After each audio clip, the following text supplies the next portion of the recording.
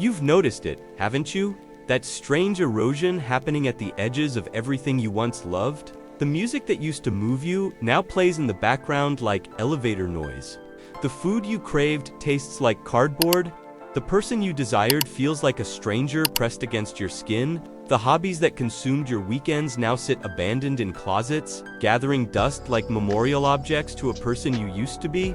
And it's not just one thing, it's everything. Systematically, relentlessly, your brain seems to be draining the color from every pleasure you've ever known. You find yourself scrolling endlessly, searching for something that hits, chasing that feeling you remember having but can no longer quite access. You upgrade, you replace, you seek novelty with the desperation of someone running out of oxygen. New restaurants, new relationships, new cities, new identities, anything to feel that spark again. But here's what terrifies you most. It's not working. The gap between effort and reward keeps widening. You're spending more to feel less. And somewhere in the back of your mind, a question forms that you're almost too afraid to articulate.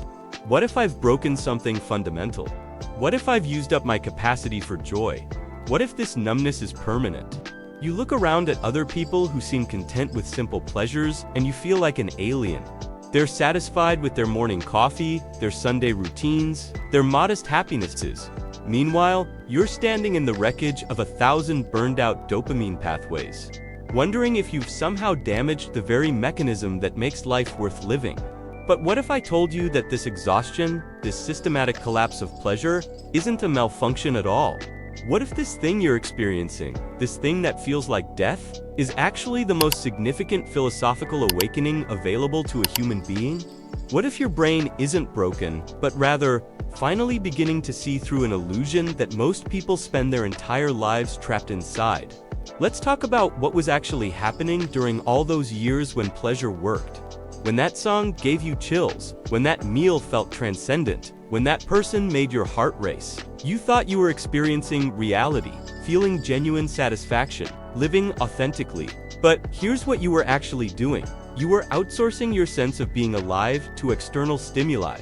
You were renting your consciousness from objects, experiences, and sensations that existed outside yourself. The pleasure you felt wasn't coming from the thing itself. It was coming from a temporary resolution of lack. Your brain, sensing an absence, a void, would generate desire. Then, when the desired object appeared, the brain would release a cocktail of neurochemicals that created the sensation you called pleasure. But that sensation wasn't joy, it was relief. The feeling of a wound briefly closing, the momentary silencing of an anxiety that whispers constantly beneath your awareness, telling you that you are not enough, that something is missing, that you are incomplete. Every pleasure you've ever experienced has been, at its core, the temporary numbing of existential terror. This is what Martin Heidegger understood when he wrote about beings lost in Das Man, the they self, scattered across objects and other people, fleeing from the confrontation with their own being. You weren't enjoying the concert. You were hiding from yourself inside the concert. You weren't savoring the meal. You were using the meal as an anesthetic against the rawness of pure existence. And for most of human history, this worked well enough. The system was sustainable because the world moved slowly. Pleasures were scarce, hard-won, intermittent. The gap between desires gave your nervous system time to reset, to regenerate the capacity for that relief pleasure you mistook for happiness. But something has changed. We now live in an environment of unlimited access, infinite novelty, pleasure on demand, and when you flood a system designed for scarcity with constant abundance, it doesn't create paradise, it creates exhaustion. And if this is hitting different for you, consider staying. We explore these depths every single week. You know where the button is? This is what happened to you. Your brain finally figured out the game. After thousands of cycles of desire and satisfaction, pursuit and capture, hunger and feeding, your neural circuitry began recognizing the pattern. It started to notice that no object, no experience, no person ever actually filled the void it promised to fill. The satisfaction was always temporary. The void always returned. And gradually, inevitably, your brain stopped believing the promise. It stopped generating the neurochemical reward. Not because it's broken, but because it's no longer falling for the trick. You're experiencing what happens when a biological system designed for survival encounters a philosophical truth it was never meant to process. Nothing external can ever be enough. No amount of pleasure, no intensity of sensation, no accumulation of experiences can address the fundamental condition of being a conscious entity thrown into existence without justification, purpose, or inherent meaning. Let me give you an analogy. Imagine you're in a darkened room, and you've been told that somewhere in this room is a light switch that, once found, will flood everything with perfect illumination. So, you search, you feel along walls, you stumble over furniture, and, occasionally, you brush against something that creates a brief spark. Not the main light, but enough of a glow to keep you believing the switch exists. Each spark feels like progress. You think you're getting closer? Now imagine that after years of searching, generating thousands of these small sparks, you finally step back far enough to realize something. There is no main light switch. There never was. The room isn't dark because you haven't found the switch. The room is dark because darkness is the fundamental condition of the room. And all those sparks you generated, all those moments you called pleasure, weren't bringing you closer to illumination. They were just brief distractions from the darkness itself. Once you see this, once you really understand that the light switch doesn't exist, those sparks stop working. Your brain stops rewarding you for finding them because it knows, at a level deeper than conscious thought, that they don't lead anywhere. The game is over. Not because you lost, but because you finally saw through it. This is the moment of disorientation. Because now you're standing in the dark, and you can't go back to believing in the switch. You can't unknow what you know. And every attempt to generate those sparks, to chase those pleasures, feels hollow. Not because the pleasure has diminished, but because you've seen the mechanism. You've watched the magician reveal his trick, and now when he performs it again, all you can see is the sleight of hand. But here's what you haven't realized yet. Once your eyes adjust to the darkness, once you stop frantically searching for sparks, once you let yourself actually be in the dark without resistance, you start to notice something extraordinary. The darkness isn't empty. It never was. There's a presence here, a quality of being that exists independent of stimulation. It's not pleasurable in the way sparks are pleasurable. It's not exciting or intense or dramatic, but it's real in a way those sparks never were. It doesn't come and go. It doesn't promise and fail. It simply is. This is what's happening when pleasure stops working. Your consciousness is adjusting to a different mode of being. One that doesn't depend on external stimulation to confirm your existence. One that doesn't require constant emotional fluctuation to feel alive. You're not losing your capacity for experience. You're discovering a form of experience that exists beneath and beyond the pleasure-pain cycle that has governed your life until now. So what do most people do when they reach this point? They panic. They interpret the exhaustion of pleasure as a crisis requiring immediate intervention. And they do the most logical thing, they escalate. If regular pleasures don't work anymore, they seek more extreme pleasures. Louder music, stranger foods, more intense relationships, riskier behaviors. They turn the volume up on everything, trying to break through the numbness by sheer force of stimulation. And here's what nobody tells you. This makes everything worse, because you're not numb. Your receptors aren't burned out. Your brain hasn't lost its capacity for sensation. What's happened is that your consciousness has begun to recognize that the pleasure-seeking strategy itself is the problem, not the solution. And when you respond to this recognition by seeking more pleasure, you're just confirming the pattern you're trying to escape. You're feeding the very mechanism that's exhausting you. It's like having a hunger that grows every time you eat. You're not hungry for food. You're hungry for hunger itself, for the feeling of lack that gives eating its meaning. And the more you eat, the more profound the emptiness becomes, because you're trying to fill a void that exists specifically to create desire. You're trying to satisfy a system whose entire purpose is to remain unsatisfied. This is the trap of hedonic escalation. You think you need more, when what you actually need is something completely different. Something that doesn't exist on the spectrum of more and less, something that doesn't intensify or diminish, something that has nothing to do with stimulation at all. What you need is what Heidegger called Gelassenheit releasement, letting be, not the pursuit of pleasure and not the avoidance of pain, but a fundamental reorientation of your relationship to experience itself. A way of being that doesn't require constant validation from external sources, A form of aliveness that exists whether you're stimulated or bored, satisfied or hungry, connected or alone. Let me give you a name for this state, something you can hold on to as this transformation continues. Primary presence. Not the mediated presence you experience through pleasure and pain, not the reactive presence of desire and satisfaction, but the raw fact of being here, conscious, existing, before any emotional coloring is applied. It's the awareness that remains when all content is stripped away. The space in which experience occurs, rather than the experiences themselves. And here's what makes primary presence so difficult to recognize. It's not dramatic. It doesn't announce itself. It doesn't feel like anything in particular, which is why a mind trained to seek intensity keeps overlooking it. You've been taught that aliveness equals stimulation, that consciousness should feel like something strong and distinct. So when you encounter primary presence, which feels more like space than like content, more like silence than like sound, your mind dismisses it as nothing. But it's not nothing. It's the ground of everything. It's what remains when the pleasure circus leaves town.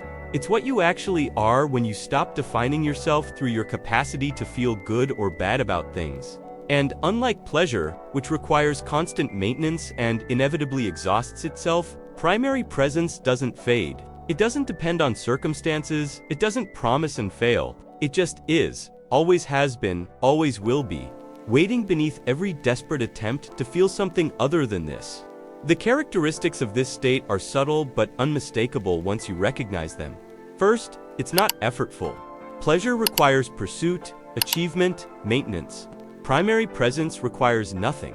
It's already happening, you don't create it, you notice it. Second, it doesn't fluctuate with conditions. It's equally present whether you're comfortable or uncomfortable, entertained or bored, satisfied or hungry.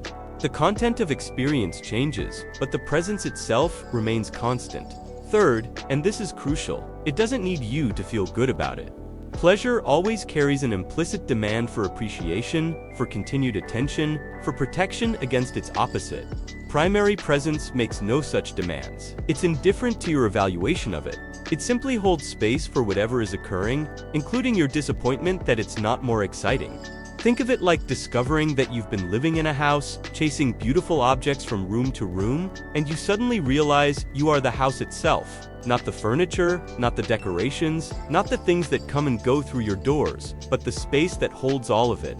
You can't lose this space. You can't damage it, you can't use it up. You can only forget that you are it, distracted by the endless parade of objects you've mistaken for yourself. Now, I must warn you about something, and this is important. When I describe primary presence, your mind is probably doing what minds do. It's turning it into a new goal, another thing to achieve, a better state to reach.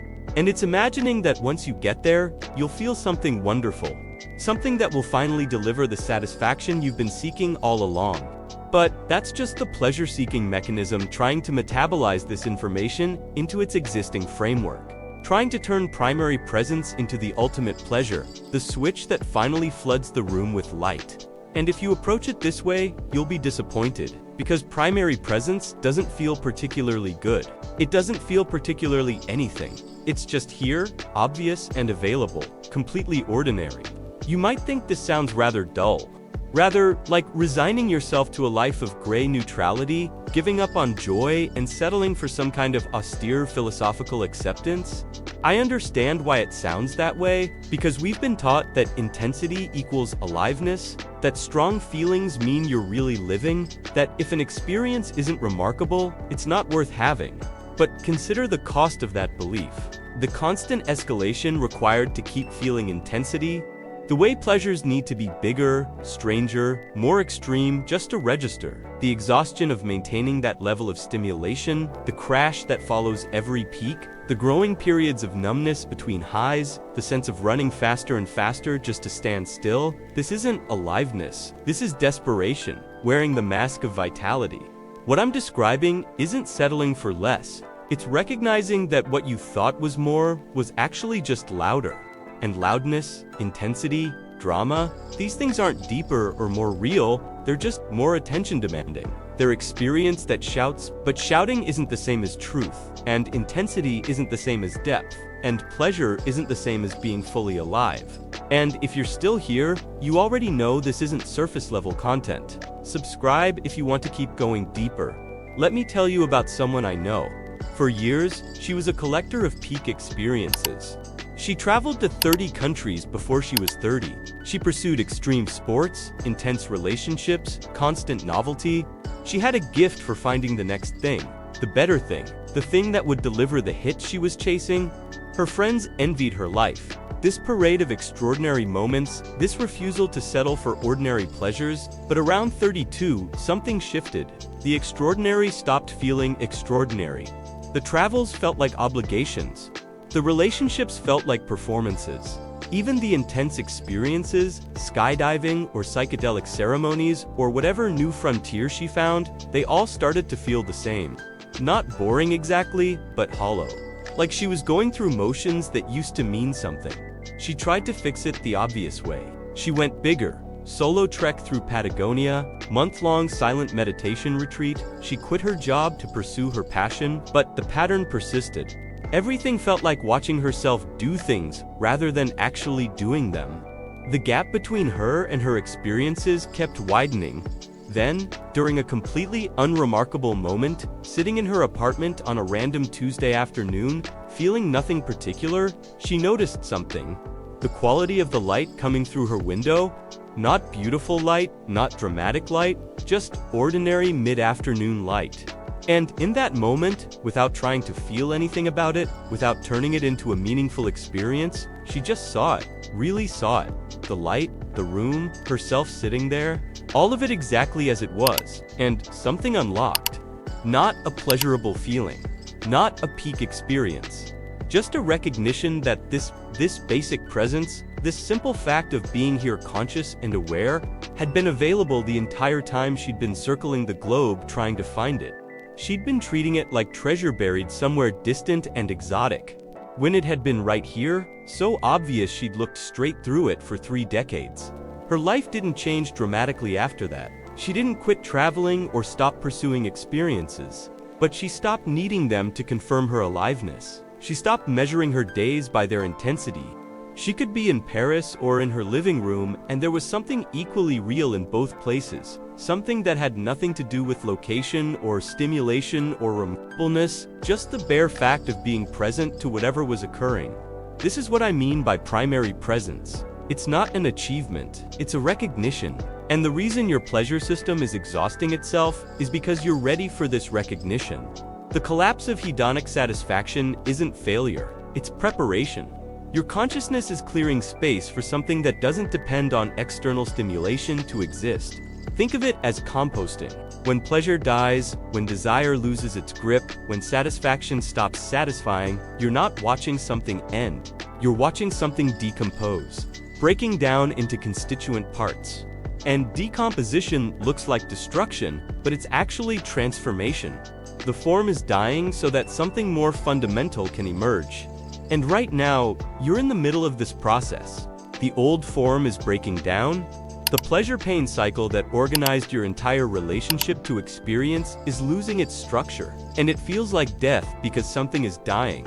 Your identity as someone who needs to feel good to be okay, your sense that life should be an accumulation of satisfying experiences, your belief that the point of being here is to maximize pleasure and minimize pain, all of this is composting. And I'm telling you, this is not a mistake. This is not a sign that you failed at life or broken something precious. This is how it works. This is the process. The caterpillar doesn't become the butterfly by trying harder to be a better caterpillar. It becomes the butterfly by dissolving completely, by allowing its current form to break down so radically that nothing of the original structure remains. You are in the middle of this process now. And the reason it's so disorienting, so seemingly pointless, so resistant to all your attempts to fix it, is because you're trying to fix something that needs to dissolve. You're trying to repair a form that needs to compost, and every attempt to restore your capacity for pleasure, to get back to how things used to feel, is just postponing the transformation that's trying to occur. The void you're feeling isn't your enemy, it's your teacher. It's showing you, in the only way you can really learn, that everything you built your life around was borrowed, rented, temporary, and now the lease is up. And you're being asked to discover what remains when you stop defining yourself through your capacity to be stimulated. So here's what you don't do. You don't fight it. You don't try to force pleasure back into working. You don't escalate your consumption of experiences trying to break through the numbness. You don't interpret this as depression requiring medication or crisis requiring intervention. You stop treating it as a problem to solve and start recognizing it as an initiation to attend. What you do instead is this. You begin paying attention to what's here when nothing interesting is happening. Not as a technique to make something interesting happen, but as a genuine inquiry into what exists beneath the layer of stimulation you've been living on. You sit with boredom without trying to fix it. You feel emptiness without trying to fill it. You notice the impulse to reach for pleasure, and you don't act on it. Just watch it arise and pass, like weather. You practice what Heidegger called dwelling, not inhabiting space as a tourist passing through, but settling into the present moment as if you actually live here, because you do. This isn't a waiting room where you kill time until something better happens. This is it. This moment. This breath. This basic fact of being alive and aware, and when you stop treating it as insufficient, when you stop comparing it to how you think it should feel, something shifts. The quality of attention matters more than what you do. You can sit in meditation and just be chasing a better state. You can practice mindfulness while secretly hoping it will restore your capacity for pleasure. You can do all the right things with completely the wrong understanding, treating primary presence as a means to an end rather than as the end itself. So, watch your motivation. When you notice yourself being present, ask why. Are you doing it to feel better? To fix something? To achieve some state you imagine will be more satisfying? If so, you're still caught in the old pattern. You're still trying to use presence as a tool to generate pleasure. But presence isn't a tool. It's not for anything. It's just what you are when you stop being for something. What you stop doing is everything that reinforces the old pattern. Stop comparing your current experience to how things used to feel. Stop measuring your days by their intensity. Stop judging moments as good or bad, worthwhile or wasted. Stop seeking validation through experiences. Stop performing your life for an imaginary audience. Stop treating your consciousness as a vehicle that should be delivering you somewhere better than here. Stop consuming content as a substitute for living. Stop checking your phone every time there's a gap in stimulation.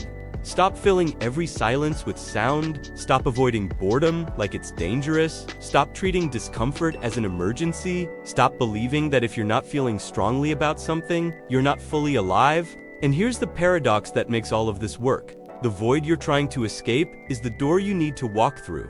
The emptiness that terrifies you is the space in which primary presence becomes recognizable. You can't feel the ground while you're constantly jumping. You can't notice what's always here while you're always reaching for what's not. The acceptance of the void doesn't lead to pleasure, but it leads to something pleasure can never provide. The end of the desperate need for things to be different than they are. Resistance perpetuates the cycle. Every moment spent fighting the exhaustion of pleasure, trying to restore what's been lost, attempting to feel how you used to feel, you're just confirming the pattern that's dissolving. You're saying, I am only okay when I feel good. I am only alive when I'm stimulated. I am only real when I'm experiencing intensity. And as long as you believe that, you'll remain dependent on external circumstances to validate your existence.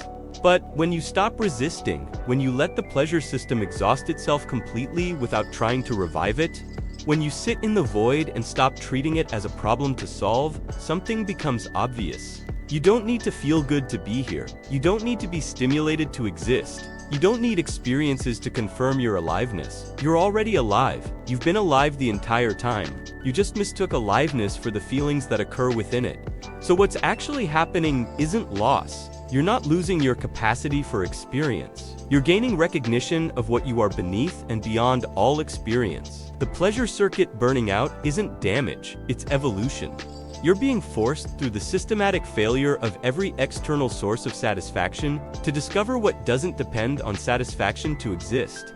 This is why it's happening to you specifically. Not everyone goes through this. Most people live their entire lives within the pleasure-pain cycle. never questioning it, never seeing through it. They die still believing that the point was to accumulate positive experiences and avoid negative ones. They never discover what you're discovering, that there's a form of consciousness that exists before and after the entire hedonic game. A way of being that makes no distinction between pleasure and pain because it's not defined by either. You're one of the few who got tired enough, exhausted enough, disillusioned enough to stop playing the game. And now, you're in the strange territory that exists when the game ends. It's disorienting because you spent decades learning the rules, measuring success and failure by hedonic standards, defining yourself through your capacity to feel good, and now, those measures mean nothing, and you don't yet have new measures to replace them. But you don't need new measures. That's the thing you keep missing. The search for a new way to evaluate experience, a better framework for organizing your life, a more sophisticated pleasure system. This is still the same pattern. Still measuring, still evaluating, still treating existence as something that needs justification through feeling. What's here, what's always been here underneath all of that, is something that requires no justification. It's the basic fact of awareness itself. The simple, undeniable presence of consciousness. Not consciousness of something, not awareness that feels a certain way, just the raw fact that there is experience occurring. That this is happening, that you are here, and I know how that sounds. Philosophical, abstract, unsatisfying. Your mind hears it and thinks, that's it, that's what I get. After all this, just bare awareness. Just the boring fact of being conscious. And the disappointment you feel is the last protest of the pleasure-seeking mechanism, the final attempt to turn even this into something that should feel special, meaningful, rewarding. But that's exactly why you keep missing it, because you're looking for something remarkable, and this is so unremarkable that you've been overlooking it your entire life. It's too simple to notice, too obvious to see, too ordinary to value. It's like asking a fish to notice water. The fish has never been anywhere but water, so water seems like nothing, just the background of every experience, not itself an experience worth noting. You've never been anywhere but consciousness. Every pleasure you've chased, every pain you've avoided, every experience you've had, all of it occurred within this space of awareness, and you've been so fixated on the content appearing in the space that you never noticed the space itself.